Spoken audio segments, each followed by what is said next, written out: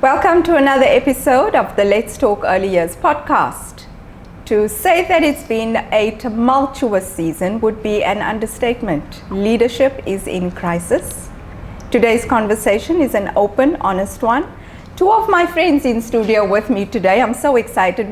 We've had an hour's chat before we started rolling the camera. So we hope that we've still got something to share with you today. I think we do. Yeah. Yeah? We've got a lot to share. Yeah. Welcome in studio, Latoya. Welcome in studio, Fatima. Thank you. Thank Latoya, you. tell us again who you are. Tell our audience. Reintroduce yourself to our Thank you audience. for having me back again. You're welcome. I'm Latoya Donalds, the founder of Think Nursery. We have a marketplace that helps parents find nurseries in the UAE, and we support nurseries to improve their quality. I love it. You've you. been such a stalwart during this time for our nurseries, Latoya. So I'm trying. publicly, thank you for what Yeah. you've been Thank doing. you. In the past 8-9 weeks, you've been there in the background. Not always a feature, a face feature. Yep. But I'm trying to do that more, but yeah. You've been incredibly supportive to Thank the you. community, so thank you. you. Yeah, Fatima, welcome. Thank you. First time Thank you here for with having me. I know, and I'm Yeah. really excited. Thank you so much for having me, Mel. Yeah, it's my privilege. And you too, Fatima. We Thank just you. connected recently with the teaching assistants, sharing with them the comfort bags we've been doing, the support you've been doing, the coaching and the mentoring Absolutely. in the last few weeks. But I think the need was there. It definitely was Yeah. there. I think there was a lot of people that needed support in this very uncertain time, and we were supposed to be coming together to help them and support them. If we don't do that, then I don't know who is going to. That's the nursery Yeah. leader speaking, but tell everybody else what else you do. I love that. I have been a nursery leader for actually a very long time. However, I have a company called Early Years Excellence, and I help support parents, teachers, and leaders get on with their lives, like from starting up nurseries all the way to telling a parent how it works. So, and then helping teachers do their work. So that's what I do. I love that. We are all well, I'm still working in nursery management, but we've been doing this for so many years. And I think working after COVID, the three of us particularly, have seen that transition. moment, that transition happen. We've worked through the crisis Yeah. of that situation. We were in the thick of it at that time, where regulation was changing all the time, where recruitment was really hard because the best of our teachers had then moved on, either gone back home or Yeah. have moved careers, actually Absolutely. gone into the primary schools. You know, so we worked through the challenge of the recruitment. We worked through the challenge of keeping the numbers in the nursery Yes. schools. Yeah, and I feel that we're back in that same space right now. Unfortunately. It does very much give COVID vibes. Yeah. But also in COVID times, people kind of knew exactly where to step in. People were given guidance. Where at the moment, I feel that there's a lot of uncertainty. So not everybody has an answer. No one has an answer right now. I agree. And it So- keeps changing. Right, Because with right. COVID, it was like one specific thing. So we kind of knew, all right, we're in lockdown, we're in this. But now it's up and down. We've Yeah. obviously had the Right. kids and I everyone think go that back to uncertainty school. and- absolutely takes Yeah. its mental toll Yes. on us, like we Yeah. said, right? Yeah. I myself, and I being an extroverted person, a community-orientated person, have in the last week actually found myself just saying, I don't want to engage anymore. Yeah, tapping out. Yeah. Yeah, I did the same. I went You know, away. I don't have any more Yeah, to give. yeah. I just don't have it within me to give anything else. And I sat with a group of early years leaders yesterday, and I realized that when you become a community leader, you Yeah. almost don't have the luxury to do that because people need us. Yes. People Yeah. need what resides on the inside of us, and that's why we're having this conversation today, Latoya. Yes. Leadership is in crisis. I've sat in these conversations. I'm sure between the two of you, Yeah. your inboxes are flooded. All the your time. WhatsApps are coming in daily. Absolutely. Yeah. I think a lot of leaders were uncertain. Again, that word uncertain was quite big and is quite big in this current time. And how they're trying to manage and navigate their teams, their parents, the owners. There's a lot of responsibility. People want accountability. Parents want accountability from leaders. Teachers want reassurance. They want support. You've got your anxious members of staff, I mean, how do you deal with that? And rightly so. Yeah. We're all looking for, like you're saying, we're all looking for certainty. Yeah. In a time for managers particularly, because remember, the manager's role is between the owner, so the business part of it, Yes. and the team. So their which is mental the capacity is stretched between Absolutely. two different things. You're thinking of the people, then you're thinking of the business. Right. And then your personal, which is getting left behind. And then the parents. Yeah. Latoya. Yeah. So for managers, I want to say, and I know I speak for the three of us, we applaud you Yes. in this season. We are so proud of how you've held it together, how you've supported the teams, and how you've managed to stay standing. Yeah. We don't know what next week will look like. We're all waiting for announcements. As we said, changes come daily. We want to applaud you. We want to really just say to you, well done. Keep going. Keep going. An applause for the leaders. Yeah. So what is But before we move on, I do also want to applaud ourselves and the apps companies and the external communities, because we often talk about the nursery situation, but we don't actually talk about the people that are also supporting them. Right. And we are in the background. Right. So in that sense, thank you for thanking me, but thank you also for keeping everything going, supporting the TAs and sometimes the forgotten people, and then everybody else that has been doing that. I think that's leadership in crisis. Yeah. Latoya, you know, I put a post up on my stories this morning. I said, in times of crisis, leaders will lead. Yes. I'm going to say that again. Yeah. In times of crisis, leaders will lead. The real leaders will stand up and take their place and realize that people need what's inside me. Yeah. People need my knowledge. People need me to bring them together. Yeah. People need me to take the mic. People need me to say something that's not necessarily popular or not, they don't necessarily have the confidence to say. Yeah. And again, I nominate myself to do that, Fatima. The same as you. You nominated yourself. You put it out on Facebook and you were like, ladies, I'm making a WhatsApp group.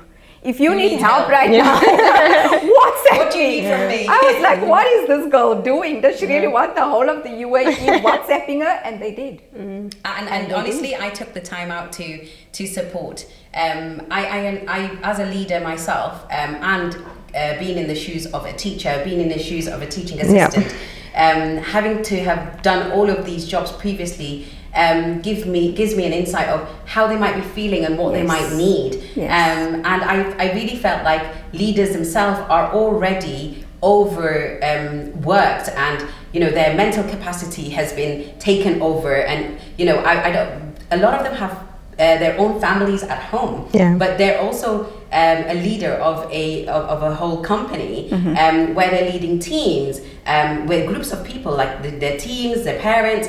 They don't have. They're not just dealing with one group of people. They're leading many groups, right? So parents are looking up to them. Are you going to open? What's going to happen with our children? Can you help us? The anxiety for coming from parents. So I do feel like they needed the support, and me, myself, and Latoya, and yourself, we're all in that position where we can help and we can support. And I believe that if we didn't come out at this time to help and support, then it kind of defeats the purpose and the passion that we work for. And early years is my life. So I agree with you. And I think for me, I say it's fortunate now because it gave me the experience. But coming from the UK, we had things like London bombings, and I had that knowledge and experience of evacuation plans or staying on site, and that's what I packaged in a sense and shared with I remember everybody. when you did the quality assurance with me many years ago. Yes. This was something you were so insistent on. I was like, Latoya, come on, we need to buy. I remember sitting in my office. Because I was like, plan ahead, get it in your planning, Absolutely. do this, think about if you have to stay on site, where's your evacuation bags? And I've been doing that from before because you just never know. So my nurseries who have worked with me, they're like, we've got our evacuation bag, we've got this, we've got that. So when KHDA came out, it was tweaks. It wasn't, oh my God, I have to start from scratch. I need to chat GPT. I need to. Right? They were prepared, or felt more prepared. Right. So I'm hearing you say that in times of crisis, leadership is a prepared leader. Yeah. And I hear you saying in times of crisis, leadership are the people who step forward, irrespective of what's required. They're still able to take on the challenge because they're mentally prepared for what comes. Right? And again, nobody mentally prepares you for these situations. But a strategic leader and an emotionally intelligent leader who has these skill set will put these things in place, or will already have these things in place. Many times when I walk into nurseries and I'll say, have you got this in place? And they'll be like, oh, that's never going to happen to us. And I will always be like, but you need to be prepared. Just if it does ever happen, if there's even a 1% chance of it happening, you should be prepared for it, because we are safeguarding children. We are safeguarding the members of staff that work with us. We are safeguarding the stakeholders that come onto site and the families that come into our environment. So you are in charge. You are responsible, and you will be held accountable. So I mean, it sounds really scary. But this is our job as leaders. And I don't think they see that enough. So I do a keeping children safe training effectively. And within that, we look at a lot of scenarios around the world. And it's such a wake-up call to nurseries, like that can happen. And yes, it seems extreme, but the reality is simple. But it highlights the vulnerabilities that exist, Latoya. And it ignites them. You know, we've had many staff members crying or noticing, or they realise that actually we are only a feet away from an incident or accident happening because we haven't even thought about it. So I don't think sometimes it's just them exposing themselves. Again, I've said it many times, keep yourself knowledgeable. Keep the podcast, the internet, the stories that happen. My social media feed with safeguarding is sometimes appalling. But I'm constantly getting the stories, but it keeps my knowledge and keeps me afresh with training and everything like that, and helping everybody else. I agree with you. The prepared leader is one that has already has that annual plan of CPDs in place.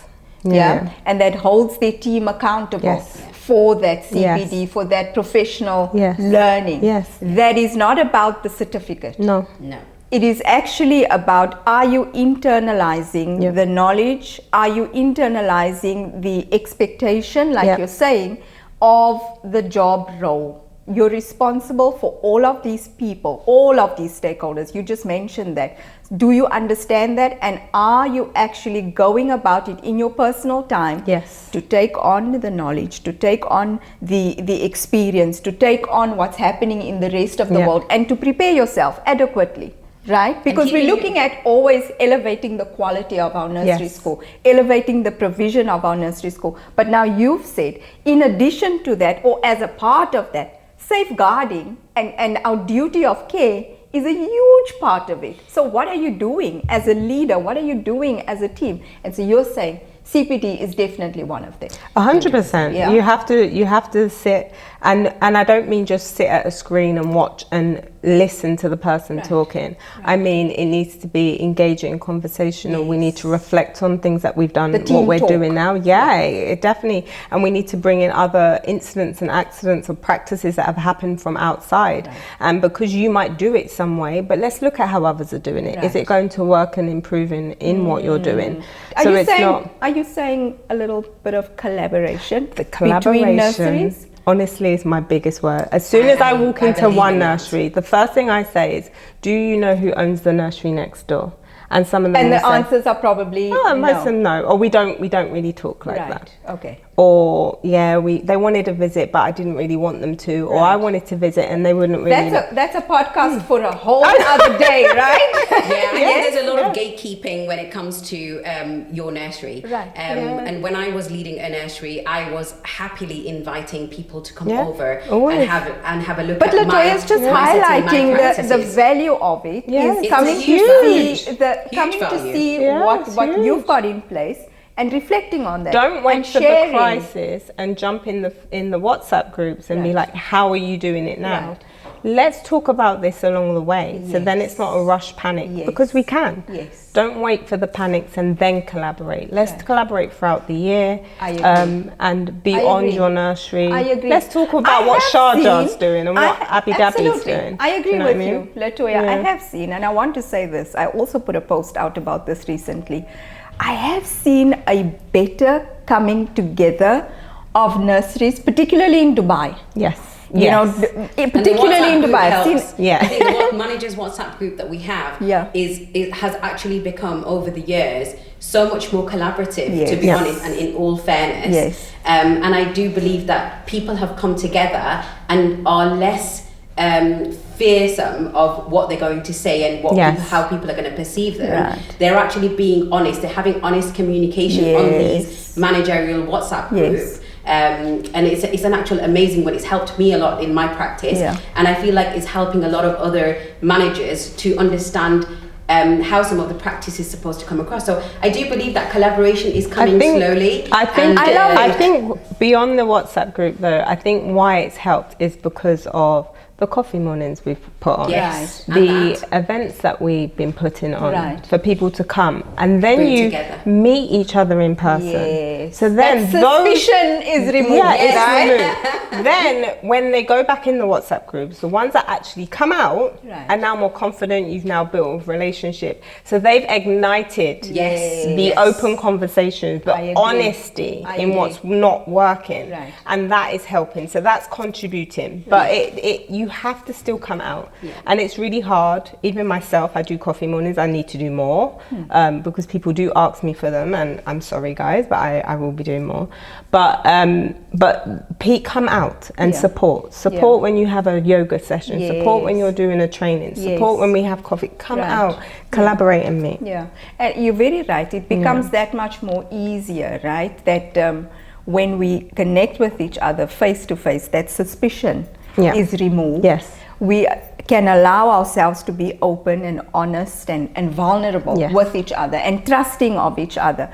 I feel like competition is so yesterday. 100%. I feel like it's so outdated. You know, if but don't you think we've come over a hurdle with that, including us if we're talking personally?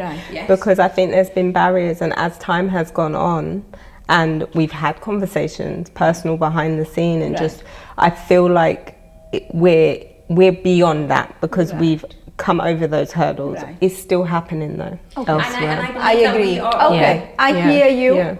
I hear you, Latoya, and that is why for me Let's Talk Early Years exists. You know, I always say this. I've always said it. I said I nominated myself to be the voice of I nominated myself to start the first podcast. Was it easy? No. Is it easy? No. You know, but I believe that what I do makes a difference. It gives a voice to what people don't necessarily talk about or don't necessarily have the spaces like we have here, you know, to really just have an open, honest conversation. And then for people to trust us when we do come into their site or when we do invite them to an event, to know that these people are knowledgeable. These people are experienced, but most of all, these people have the wellness of our settings at heart. And it's the same goal. We're working towards the same goal. So your voice through your podcast is a lot of other people's voices. And so you've come singularly with your voice, but it actually speaks for millions of us. Every time you have a conversation on your podcast and people are listening, it's not only your voice, is it, Mel? You're speaking for everybody else on behalf of everybody else, and we all have the same goal. No matter what we're doing in early years, what Latoya's doing, what I am doing, you know, what we're supporting, we have our own strength and stuff. I would, if there's anything that I can't do that Latoya can do, I would always say to people, "Oh, Latoya does this." Go so ahead that cross referral. And I think that's really important because you can't take on everything. So even in the nurseries, if you don't have space for 5-year-olds, is it possible that you could pass them on to another nursery? They start. I'm hearing a lot more of that now. I am hearing a lot more of that. I agree. Fatima, what are other vulnerabilities that you've seen, particularly in this time of crisis, amongst us as nursery leaders? What are just other things you can think of that you've seen in your support of the leaders, in your support of the teams? So I've seen that of course the leaders are also vulnerable, but they're very lonely. They're not able to speak to somebody else. I've had some leaders who are really, really good friends of mine who own nurseries, who are leading nurseries, and when they communicate with me, they're like, we can't speak to our team about this information because we are quite lonely where we are sat. We can't talk to our owner about it, and we can't talk to our teams about it, and definitely not going to convey this message to our parents. So who do we talk to? Who we can trust? And it's important information. Like, what can we do? I don't want to get rid of my members of staff, but I want to keep them on. What are other nurseries doing? Do you know anything about this, Fatima? And I would say, yes, I've heard of this.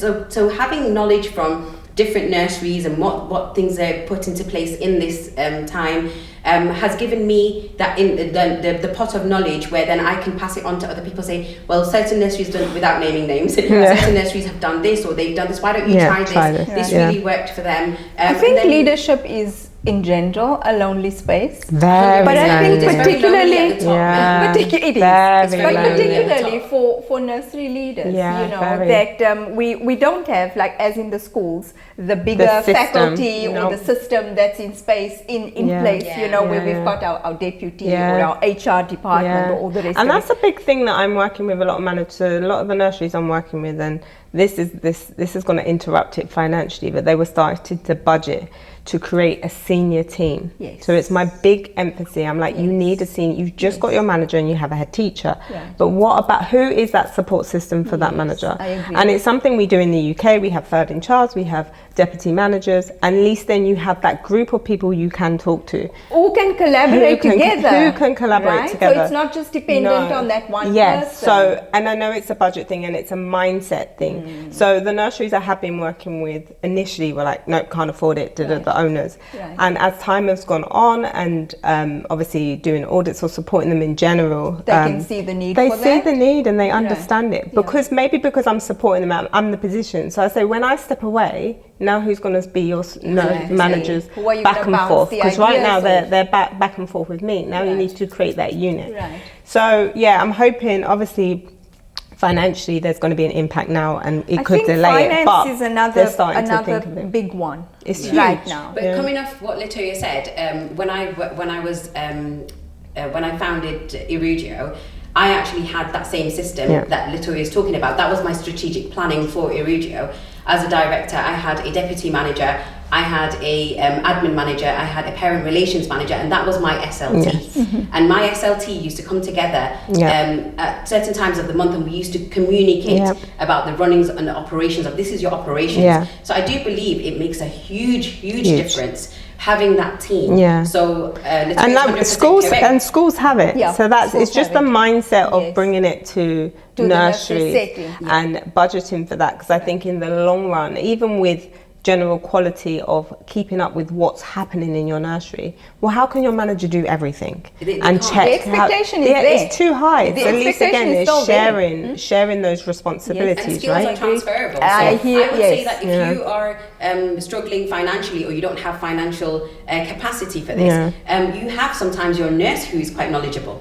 So bring your nurse on board as your SLT. Bring one of your head teachers in the afternoons. Bring them as part of your SLT. So I would say that if you budget it well enough, and where they can get a few hours out Friday afternoon, your head teacher. You're saying financial planning. Yes, you're saying financial planning. Important. But this is also something that you alluded to previously, that you need a long-term plan.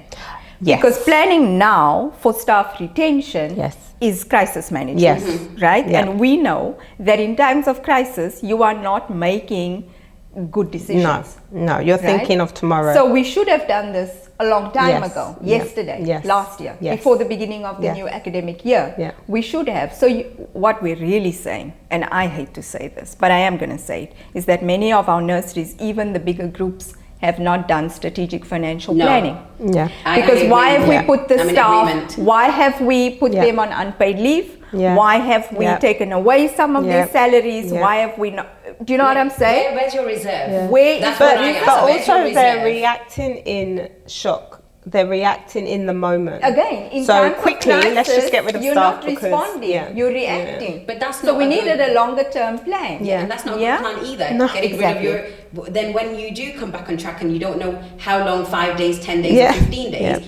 How are you going to get your staff back? Right. So the value of your staff is not there. And once you start getting rid of your staff, then what about the trust and accountability that you hold? With and, the parents, and with the team, including your absolutely. team. Is your team going to trust you further on? Yes. Their second minute, they're going to be looking for a job somewhere else because you they don't have no the faith same in your commitment. leadership. I think it works You know? both ways, because I've been speaking to some leaders and they've been some owners and managers, and they've been really shocked also by staff. So they're doing the best that they can to keep them on, but then also the staff hasn't shown commitment. So it's also been an open eye on that side as well, to be like, okay, someone I thought was really dedicated and involved, and they show me completely different, whether they've left the country and you didn't tell their managers. I had a conversation with a nursery leader yesterday, and I said to her, the challenge is not that we've put people on unpaid leave. The challenge is, what is the relationship you have with those team members? 100%. You just hit a nail on the head. You know? If they know that they know in the times when things are good, that you take care of them. In this moment of crisis, they will stick with you. 100%. I've worked in 100%. some nurseries where people have been on teams for 16 years. Yes, and they're below minimum wage. And they've been through the thick of it with the nursery setting, but they stick around. You know, but then in other settings, you're quite rightly saying, you know, the first sign of trouble, some people jump the ship. So we have to, I think, reflect as owners and leaders. What are the relationships, and I'm talking about professional relationships. What are the professional relationships that we are cultivating with our teams that creates that trust with us during times of crisis? And this takes emotional intelligence, Mel. Yeah. This really takes emotional intelligence, and not everybody has that. And that's when you do see those teams, and you're 100% correct in this form. I've spoken to owners and leaders who have said to me, Fatima, I just said to my members of staff, we're really sorry, we had a meeting. I said, look, my salary's been slashed, and you know, I really don't want to slash yours either. I actually had a manager say to me, I've said to my owner, don't pay me. I don't mind you not paying me. Please pay the staff. Come on. Those words tell you what kind of leadership is coming through these doors. And not everybody has that, Mel, which is really, really sad. And as we were talking about supporting the teaching assistants, and the reason my main concern to support teaching assistants was because I had an influx of messages. Miss, my friend needs to find a job. They've been let go straight away. They've been working for this company for 5 years. That was a shocker to me. I had to reread it, and I had to reiterate saying 5 years. And they've just been let go. First of all, it's not legal. Illegal. First of all, it's not legal. So does your friend know her labour rights? That's the other thing. And staff, please know your labour rights. And that's what I was supporting with the TAs. A lot of the TAs, I made some forms for them. I sent them out to them, and I said, this is what you can do. These are your rights. Please read and then check with Murray how it works for you. So a lot of them don't know. And I know some managers are going to look at us and think we're stirring trouble. That doesn't. I know. I think it's important. I think it's important that we respect the rights of the people we employ, and that we're transparent with them about what their rights are. Do you know what I'm saying? It's like you're not allowed to read your rights. You just do as I say. You're in my That's control. abuse. That's abuse. 100%. It's a form of abuse. And that's when I felt like these women are on the same level as us. There's no high and low in these levels. I'm really sorry. So why are we not supported? Why are these women going without food? I had somebody saying I haven't eaten for 2 days. Mel, that broke my heart. Somebody saying to me that, and I said, what can I do? I'll come and drop off the food to you. And I was I think we're in crisis. If we keep bringing our industry to this place where people are going without salaries, you know, for many of us coming to Dubai as expatriates, we're 2 months away from being bankrupt. Do you know what I'm saying? And which for is those bigger under than it's bigger than just what's happening in the nursery. We're talking over industry thing. Right. We're always the bottom layer. We talk about comparisons to school and how they're supported and but how our industry, Latoya, unfortunately is hardest hit. It's hard. We're hardest hit. Always. You know, we're the first to close and most likely the last to open. In the last couple of weeks, we've seen because the managers have spoken up, we've seen the entities come on board and convey this continuous communication with us all the time. I actually seen a notification going out last night saying, be prepared, something will be notified on Sunday. In bygone days, this didn't happen. So reform is happening. I think everybody's happening, like every Thursday, I think it's been meeting. So everybody's been really appreciative that now they at least they might not have the answer. Right. But at least the reassurance is there. And it's the same with nurseries, right? I think the whole system needs reform. And I like to think of life in this way. Consider what you can change at this level. As leaders, we can't change federal decrees or anything like that. But on this level, there are things we can change. There are things like strategic planning, like we've just said. Strategic planning in terms of what are our CPDs for the year, what are our vulnerabilities for the year, and how do we plan for that? Financial planning, staffing planning, the policies. You speak about this all the time. Policies are so important. The policies that are on paper but not embedded in the practice. Policies need to be lived. And the notion that people have is it's a piece of paper, you read it in induction or you do it every 6 months. They have to be lived. Whatever is written in those pages has to be lived in real life. So and now really, we've really written important. A stream of policies. I myself have sat with my team. We've written a bunch of policies in my nursery. Right? I'm a policy person. But are we embedding them into the culture unfortunately. of the nursery school? And this is why it's really important. We talk about getting outside eyes, fresh eyes coming in and looking in. It keeps to help you holding accountable because you get comfortable. Even in myself, in my business, I have someone I have a friend that is not in the industry, and we have meetings, and I have someone who is in the industry. They hold me accountable for what I'm doing and refresh me so I don't stay consistent in what I'm doing. And that's really important. Nursery needs to do the same. So yes, you have 100 policies. Yes, you did the training every August and we looked at safeguarding, we looked at this. They should know what that is. But who else is coming in to actually make sure? And are you going in and actually making sure and asking yourself, what's our vision for this year? What is our vision for this year? What are we trying to do? I agree, and I think that's where we come in. We come in with our quality assurance. We come in with our fresh set of eyes when we walk into a setting. And every time I walk into a setting as well, they'll say to me, oh, so what am I doing wrong? It's not about that. And it's not about that. They do that from the phone call. They're like, tell me. It's not about what you're doing wrong. It's about building the capacity of your team and yourself and the nursery itself. So in times of crisis, how are leaders going to remain anchored? Because it can feel like we're in this tumultuous ocean. Ladies, help us. It's not. So my advice to all the leaders out there is, not everything's in our control. We don't control everything. We don't control KHDA decisions. We don't control what's happening in our environment. Or the world. So I think adaptability is very, very important in these times where you think about all these, you put yourself in a position where you think, okay, my children, my parents, my team, and my owner or the company that I work for.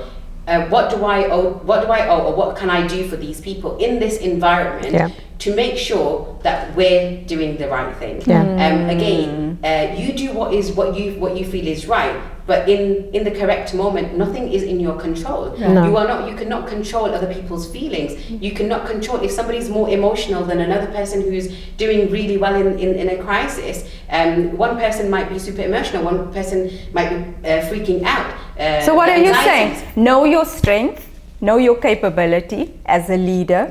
Remain rooted in what you are able to do in that moment of control. Absolutely. Latoya? I think collaboration is again what we spoke about, because finding those people that you could who are going through the same thing as you. Find your tribe. Finding your tribe. And then using the tools. So for example, I've on thinknursery.com, on our dashboard, we built a whole crisis management tool, and not a lot they use it for here and there, or some people have never even logged into it. There's so much, like, it's a free resource for you to actually help guiding you in the directions, or listening to podcasts or reading. Use the tools that are there to also support the understanding of turning up to coffee morning, so you can collaborate and use those opportunities. And I want to say this to you. Many of the resources that we're providing, just like what you're saying now, a lot of people have gone out to pay for those things. They've gone out to pay for those things. So we're saying, here are 3 people who are willing to support you. There are many resources that we are able to provide you. Go to thinknursery.com. Go find the free resources for your school. If you need help, call Latoya. You know, sometimes there might be a fee that does apply, because we do have bills to pay. But what I want to say to you is that help is available. Don't stay in isolation, panicking, feeling stressed out, feeling isolated and burdened in this time of crisis. Because if there's 10 of you in a room, one of those people are going to be in the same boat as you. Whether it is, I might have to let staff go. Whether it is, I can't, I don't have no idea what to do with my policies. There's one person in that room that is feeling your pain, and then the other people are able to help you, guide you in where you're supposed to go. It comes back to that collaboration. And again, we have so many different portals of help and support, and keeping your knowledge current is really important. So important. And I love the fact that Latoya has all of these things on her website where she's offering it to them, and on a plate, and just all you need to do is find these resources and look into them, delve into, and if it works for you, great. If you can pass it on to somebody, even better. So sharing knowledge is really important. I mean, to be honest, my husband always tells me, Mel, Latoya, that I don't know how you make money, because I've got too much information to give to people. But very honestly, that's my passion. Being supportive of anybody who needs my help. I don't look at the numbers of things. I think that's what sets us apart, because we've been through the ranks. We've been. I worked as a teaching assistant. My first job was a teaching assistant. Then I became a teacher. Then I became a nursery manager. Then I started my own business. So I understand what it feels like, and I can empathize 100%. With what it feels like at all levels. And I think this is what we bring. This is what separates us in the industry, that we've worked in every area of the nursery. Absolutely. That's our superpower. So, and I think that well done to us. I think it allows us to keep connecting with people. So when we do go into the nursery, like you said, I can sit with the cleaner of the nursery and just be like, how is it going? And genuinely, how do you feel? And all the way up to the management. And at some point, we can resonate on something.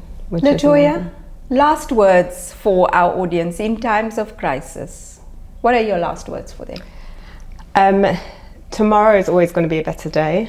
I think we get stuck on the moment, and we've obviously been picked up and thought, right, it's going to be better, and then now again we've closed.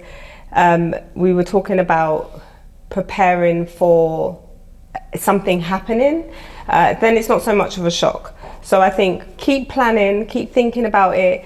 That's just my personality. I think of every scenario possible, so then when it comes, it's not a complete shock.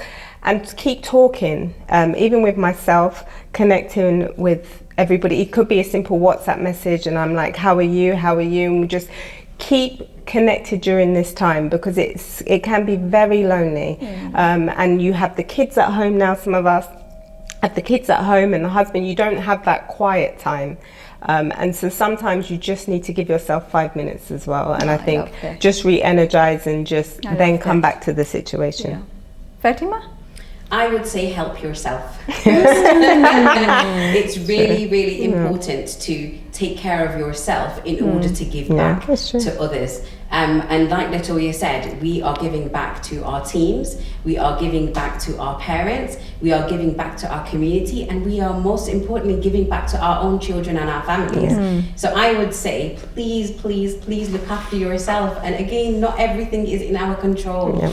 So good luck to everybody, and I wish everybody the best, and we are here to support you and be walking side by side with you whenever you need us. So get in touch.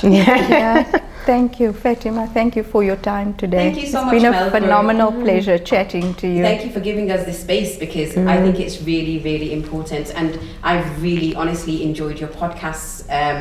You know, you've had some amazing speakers come on, and I love yourself. I wouldn't say I'm an amazing speaker. However, I do love what I do, and I know Latoya is a good friend of mine too, and so is Mel. And I believe that we hold such a huge passion. We can talk for hours and hours and hours, and we pivot from like early years and then life, and then back to early years, and then back to, you know, face fillers, and back to early years. So it's such a beautiful friendship and community that we have, that we are able to do this, and we're able to talk truthfully and honestly, and not hide behind any airs and graces, and talk truly about what early years is, from the cleaner of the company to the ownership of the company, and how we are all just super important. And the more that happens, the more the industry improves, the more the industry take notice. So we're using that word collaboration. It's been a phenomenal pleasure. Thank you for your time, for your expertise. I think this is going to be a series. We need to make this a regular one. Oh yeah, I'm down. But for our audience out there, I hope that you've taken away the understanding that early years leadership and working in early years education is not just about managing teams, about policies, about recruiting. It is deep human work. And we are responsible not just for the stakeholders, but for each other. So there is a lesson learned today, and the one thing that I'm taking away is that community is what's going to take you through the next season. This is Let's Talk Early Years. Find us on letstalkearlyyears.com, on Instagram, Spotify, Apple Podcasts, and YouTube. See you next time.